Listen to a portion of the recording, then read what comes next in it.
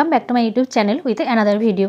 তো আগে তোমাদেরকে আমি অনেক ধরনেরই ফ্লাওয়ার ভাস দেখিয়েছিলাম। তো ফ্লাওয়ার ভাসগুলো কি প্রত্যেকটা জিনিসই আমি মানে ফ্লাওয়ার ভাসগুলোই ওয়েস্টেড মেটেরিয়াল বা কোনো না কিছু দিয়েইভাবে আমি আইটেম দেখিয়েছিলাম। কিন্তু ফ্লাওয়ার ভাস তো আমাদের অনেকেরই মানে অনেক কাজে লাগে, কোনো কর্নারকে ডেকোরেট করতে, ফুল দিয়ে সাজাতে আমাদের ফ্লাওয়ার ভাস প্রচুর দরকার পড়ে।